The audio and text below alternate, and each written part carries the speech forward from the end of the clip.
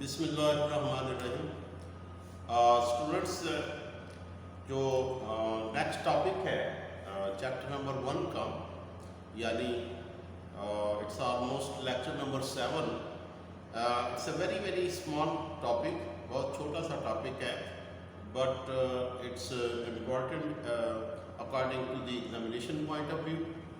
सो ज़्यादातर तो ये शॉर्ट क्वेश्चन ही आता है, बट आपको पता है कि ये जो एग्जामिनर होता है उसके मिजाज पे डिपेंड करता है, तो आपको ये लॉन्ग में भी दे सकता है। बहरहाल it's usually A short question and the topic is phyletic lineage. Phyletic lineage.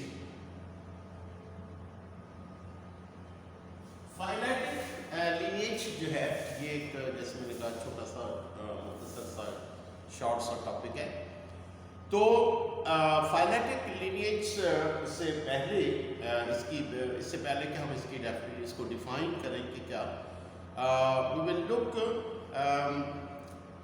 Upon the number of organism which are living together today. यानी इस वक्त दुनिया में तकरीबन 2.5 मिलियन ऑर्गेनिजम्स जो हैं वो इस दुनिया में नोन टू द मैन, यानी ये नहीं, इसका हरगिज़ मतलब नहीं है कि पूरी दुनिया में 2.5 मिलियन या इसको 25 लाख 25 लाख या फिर 2.5 मिलियन, ये वो ऑर्गेनिज्म है जो अभी तक हमने डिस्कवर किए। यानी इसका ये कतई मतलब नहीं है कि ये टोटल है, बल्कि कहा ये जाता है कि ये तो हमने वो ऑर्गेनिज्म है जो हमने डिस्कवर किए हैं, वरना दुनिया में 5 to 30 मिलियन ऑर्गेनिजम्स मौजूद हैं, लेकिन उनमें से बहुत से अभी तक डिस्कवर नहीं हुए। तो ये वो ऑर्गेनिज्म है इसमें, और इसमें एक एमसीक्यू बड़ा इंपॉर्टेंट है। अक्सर ये एमसीक्यू होता है कि ये जो 2.5 बिलियन टोटल ऑर्गेनिजम्स हैं, इसमें इसको हम कैटेगराइज कैसे करते हैं, यानी इसमें कौन कौन से ऑर्गेनिज्म हैं ये 2.5 मिलियन। तो याद रखिएगा कि जो परसेंटेज है वो मैं आपको बता रहा हूँ, ये एमसीक्यू में अक्सर पूछा जाता है। तो सबसे पहले हम बात करेंगे क्या, कि दुनिया में सबसे ज्यादा ऑर्गेनिज्म जो पाए जाते हैं वो हैं इंसेक्ट्स।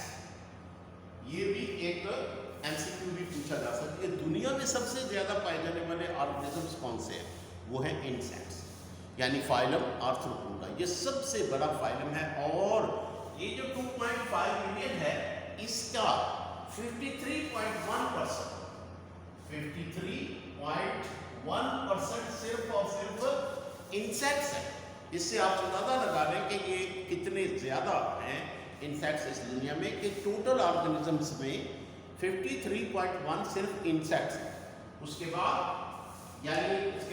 नेक्स्ट जो है कैटेगरी वो है प्लांट्स।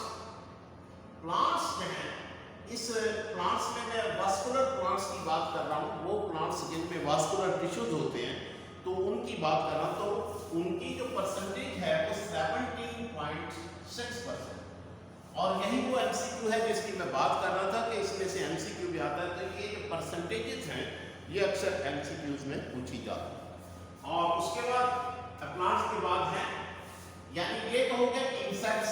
अब इंसेक्ट्स तो एनिमल्स में आ गए, तो इंसेक्ट्स के अलावा भी तो बहुत सारे एनिमल्स हैं।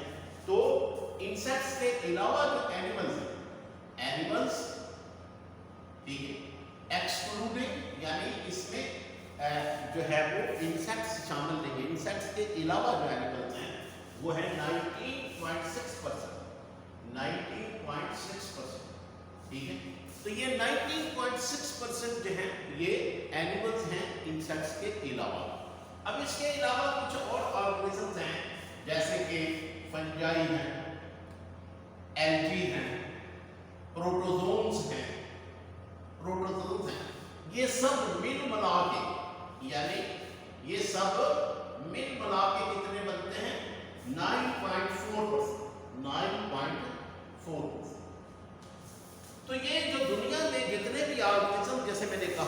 वक्त 2.5 मिलियन है। इनमें जो इनमें जो मुख्तलिफ ऑर्गेनिजम्स कितनी इनकी जो परसेंटेज है, जैसे मिसाल के तौर पर इंसेक्ट्स की परसेंटेज मैंने बताई 53.1%, जो वास्कुलर प्लांट्स हैं ये 17.6% है, एनिमल्स जो इंसेक्ट्स के अलावा है वो 19.6% है, और प्रोटोजोन और फंजाई है वो 9.4%। ठीक है, तो ये तो हो गए ऑर्गेनिजम्स इस दुनिया में जो कि इस वक्त मौजूद हैं और it is known to us, यानी हमें अभी तक इनका पता है। इसके अलावा जैसे मैंने कहा कि ये 2.5 मिलियन तो वो नोन है, बल्कि कहा यह जाता है कि ये असल में 5 to 30 मिलियन ऑर्गेनिज्म। अब ये जो यानी इतने सारी बायोडाइवर्सिटी यानी इतने सारे ऑर्गेनिजम्स हैं, ये इवॉल्व कैसे हुए हैं या बने कैसे हैं, इतनी सारी जो स्पीशीज़ हैं ऑर्गेनिज्म की ये कैसे बनी हैं, इसके बारे में एक थ्योरी है जिसको फाइलेटिक लीनिएज कहते हैं। फाइलेटिक लीनिएज की मैं अभी आपको पहले डेफिनेशन लिखता हूँ, फिर इसको हम एक्सप्लेन करते हैं। तो फाइलेटिक लीनिएज की पहले हम डेफिनेशन लिखते हैं। ये फाइलेटिक लीनिएज क्या है, और अगर आपको शॉर्ट क्वेश्चन आता है तो इसकी डेफिनेशन लिखना ही काफ़ी होता है, लेकिन अगर लॉन्ग क्वेश्चन तो ज़ाहिर है इसमें आपने इसको अच्छी तरह से एक्सप्लेन करना है। तो इसकी डेफिनेशन है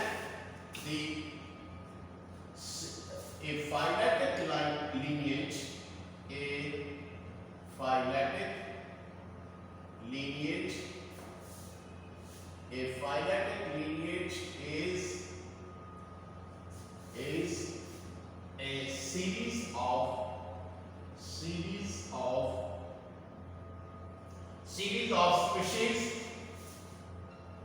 series of species arranged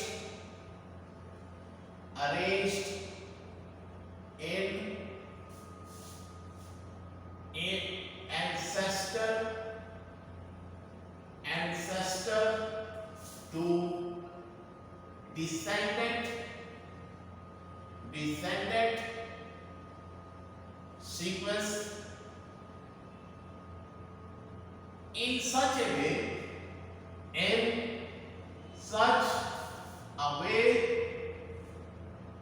that later species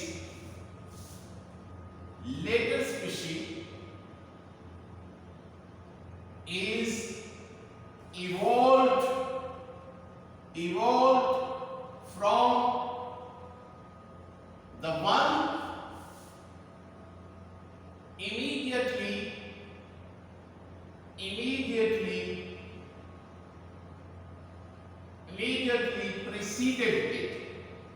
preceded it. लो जी, ये है इसकी कंप्लीट डेफिनेशन। अब हम इसको थोड़ा सा एक्सप्लेन करेंगे, इसको समझने की कोशिश करेंगे इस डेफिनेशन को कि ये क्या है। देखें, phyletic lineage is a series of species arranged in ancestor to descendant sequence. इसका मतलब क्या है कि जब दुनिया में पहला ऑर्गेनिज्म पैदा हुआ, फर्ज करेंगे दुनिया में सबसे पहला ऑर्गेनिज्म पैदा हुआ, ये ऑर्गेनिज्म जो है ये सारी दुनिया के जो ऑर्गेनिजम्स हैं उसका एंसेस्टर है, बाप दादा है। और फाइलेटिक लीनिएज में हम क्या करते हैं कि इसकी जो जितनी भी दुनिया में स्पीशीज हैं, जितने भी ऑर्गेनिज्म हैं, उसको इस तरह से अरेंज करते हैं कि यानी पहले एंसेस्टर आता है, फिर डिसेंडेंट आता है, और फिर जो उसके बाद एंसेस्टर और डिसेंडेंट, इस तरह से एक सीक्वेंस होती है कि पहले उसका बाप, उसके बाद उसके बच्चे, फिर उसके बच्चे, फिर उसके बच्चे, फिर उसके बच्चे।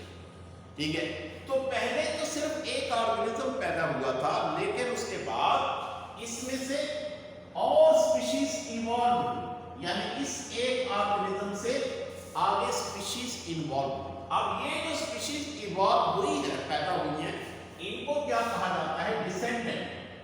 डिसेंडेंट। और ये क्या है? एंसेस्टर।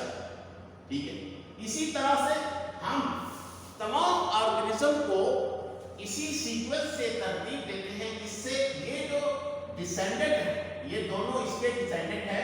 अब इसमें से स्पीशीज इवॉल्व होंगी, इससे नई स्पीशीज बनेगी, और ये जो नई स्पीशीज होंगी ये क्या होंगी, ये डिसेंडेंट होंगी। अब डिसेंडेंट होंगी किसकी, इसकी। ये अब जो पहले डिसेंडेंट था अब क्या बन गया, एंसेस्टर, ठीक है। इसी तरह से इसमें से नई स्पीशीज इवॉल्व होगी, ये नई स्पीशीज जो है ये क्या है, ये डिसेंडेंट है, ठीक है, औलाद है, और ये क्या है, एंसेस्टर। अब इसके बाद इसमें से जो स्पीशीज इवॉल्व होंगी वो क्या होंगी, ये डिसेंडेंट होंगी, डिसेंडेंट, और ये क्या होगा, एंसेस्टर। तो इस तरह से हम दुनिया में तमाम जितनी भी स्पीशीज हैं उनको इस तरह से अगर अरेंज करें कि ancestor to descendant, ancestor to descendant, ancestor to descendant, ऐसे। और इसमें डिसेंडेंट और एंसेस्टर तय करने के लिए देखिए, अगर हम दो स्पीशीज की बात करें कि ये एंसेस्टर है और ये इसका डिसेंडेंट है, यानी a phyletic lineage is a species arranged in ancestor to descendant sequence, ancestor to descendant sequence in such a way that later species, यानी जो इसके बाद आएगी, later का मतलब ये इसके बाद आएगी वो डिसेंडेंट होगी किसकी, इसकी, जो इससे पहले, प्रीसीडेड का मतलब होता है जो उसके फौरन बाद, ठीक है, यानी जो उससे फौरन पहले। ये वाली ये क्या है, डिसेंडेंट, किसकी डिसेंडेंट है, इसकी। ये एंसेस्टर है क्योंकि ये इसके फौरन पहले आता है, ये इसके फौरन पहले आता है, और ये जो है ये इसके फौरन पहले आता है। तो इसको हम क्या कहेंगे, ये एंसेस्टर, ये डिसेंडेंट, ये एंसेस्टर, ये इसका डिसेंडेंट, ये एंसेस्टर, ये इसका डिसेंडेंट। इस तरीके से हम पूरी दुनिया की जो स्पीशीज है वो उनको हम इस तरह से अरेंज कर सकते हैं, और इसको हम कहते हैं फाइलेटिक लिनिएज।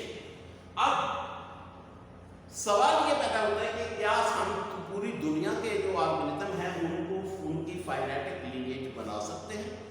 तो सवाल इसका आंसर है नो, इसलिए कि इसमें कुछ ऐसे ऑर्गेनिज्म भी हैं जिनका हमारे पास रिकॉर्ड नहीं है, क्योंकि बहुत सारे ऑर्गेनिज्म ऐसे होते हैं, यानी जो रिमोट पास्ट में, फर्ज करें हजारों साल पहले, वो ऑर्गेनिज्म ज़ेरे ज़मीन चले गए, नापैद हो गए, एक्सटिंक्ट हो गए, लेकिन हमारे पास उनका रिकॉर्ड नहीं है क्योंकि वो सॉफ्ट बॉडी में, उनके अंदर कोई हड्डी नहीं, यानी जब वो ज़मीन में दफन हुए तो मिट्टी बन गई, उसका कोई भी हिस्सा, कोई फॉसिल हमारे पास मौजूद ही नहीं। तो इसलिए कहीं कहीं ये जो सीरीज है जिसको हम फाइलेटिक लिनिएज कहते हैं, ये कहीं कहीं ब्रोकन होगी। ब्रोकन का मतलब ये है कि इसमें हमें ये नहीं पता होगा कि ये जो हमें ऑर्गेनिज्म मिला है इसका एंसेस्टर वाकई यही है कि या इसके दरमियान में भी कोई ऑर्गेनिज्म है जिसका रिकॉर्ड नहीं है, जिसका कोई फॉसिल नहीं है, ठीक है। तो ये थी फाइलेटिक लिनिएज। जैसे मैंने कहा शॉर्ट क्वेश्चन है, sometime it can be asked in long question, क्योंकि ये जो एग्जामिनर होता है उसके मिजाज पे डिपेंड करता है। तो होपफुली आपको समझ आ गई होगी कि फाइलेटिक लिनिएज क्या है, और हमेशा की तरह जैसे मैं कहता हूँ कि प्लीज़ सब्सक्राइब द चैनल, और अपने दोस्तों के साथ ज़रूर शेयर करें जो दूसरे कॉलेज में या कहीं दूसरे शहरों में उनको उनके साथ शेयर करें। Thank you.